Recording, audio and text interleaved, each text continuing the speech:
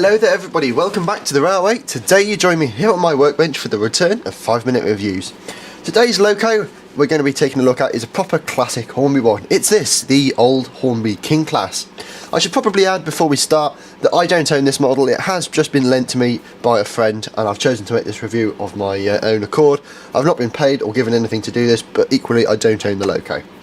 So yeah, it is a Hornby King Class. This is a tender drive loco, and as you can tell from the box, it is quite an old one. I believe this dates from around the 1970s to 80s period. If you take a look at the end of the box, you can see this is R349. It's GWR King Class loco, King Henry VIII. I think that's the 8th. Yes, it is.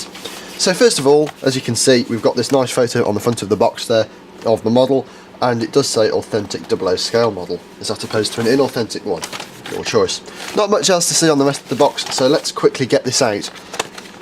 And obviously the packaging here does differ quite significantly from modern Hornby locos.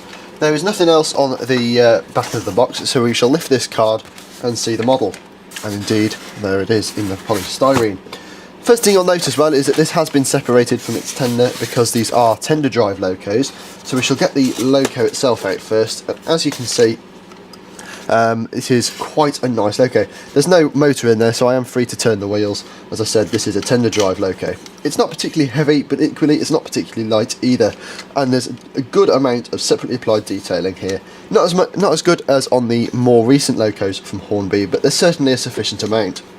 If you take a look at the tender as well, when that one stopped rolling off down the desk, you can see that this is really where all the weight comes from. It is in the classic Great Western green, as you can tell. Even though the printing is slightly faded on that side, not too much on that side. It is a Ringfield tender drive unit, as you can see. We have these we do have these unwanted traction tyres on here, but at the end of the day, these haven't gone crusty yet and should still work fine. So let's take a quick closer look at these up on the white background and then get it onto the layout and see how it performs. So here she is then up on the white background for you, the old school tender drive Hornby King Class. And straight away this does capture the charm of the King Classes. It's not as detailed as the super detailed version I have in my collection, but equally it's not too bad either, with the main separately fitted part being this nice separately fitted handrail down the length of the body. There's not too much other separately fitted detail applied to this, apart from maybe some of these reversing rods on the other side. We do have on the tender the Great Western crest. This is quite nicely printed given its age, and the Great Western lettering there does look quite good too. There's a fair bit of lining as well, which is nice, evenly applied, and there's no big globs of glue or anything around the separately fitted details, probably something to do with the fact this was made in England. So yeah, it's not too bad in terms of detail. It's more or less what you'd expect of a Hornby loco of this age. So let's get up onto the layout and we can see how it performs and see if it's actually comparable with any other locos from this period. Right, so here she is then up on the layout, the old school Hornby King Class. So this isn't a particularly fast loco, as you can see. This is 70% speed right there, but she does improve with running in, as with most tender drive locos. With my phone going off in the background, I've set up a couple of BR liveried hooks with coaches, which of course were from the Great Western Railway. But first, let's see how she performs at slow speed. This right here is 40% speed, so she's hardly a fast runner. And as you can see, it is quite a good crawl for a tender drive loco.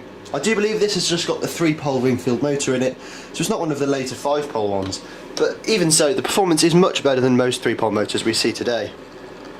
So let's couple her up to these hooks with coaches then. Obviously she has been running, and let's set up around the layout.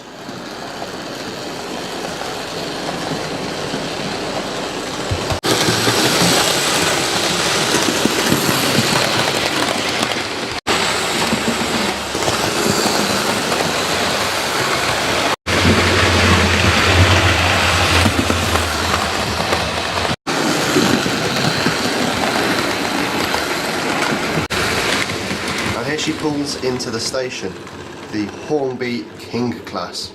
So now it's time for some ratings of the old Hornby King Class. For detail, I've ranked this 2 out of 5. There's not too much separately fitted detail, and the separately fitted detail that is there though is really good. Most of it is moulded and or picked out individually. Mechanism, I've given this 2 out of 5. It's not really up to modern standards, however it is pretty serviceable, which is where it regains that extra mark. Performance, 4 out of 5. As you can tell by the video you've just seen, the performance at slow speeds there is fantastic, as is the performance at high speeds.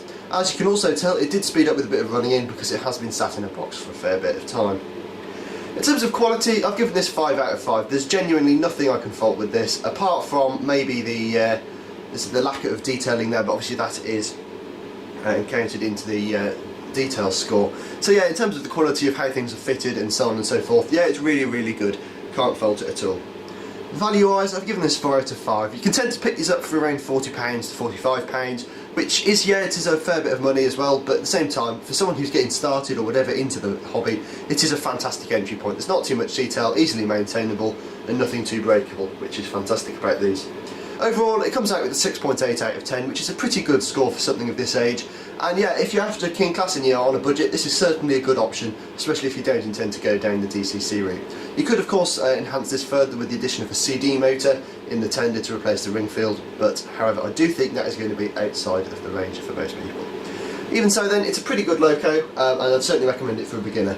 Thank you for watching this 5-minute review. It probably hasn't been 5 minutes, but if you have enjoyed, don't forget to leave a like, comment down below, share and subscribe. I've got a few more of these coming up soon, so please stay tuned to see more.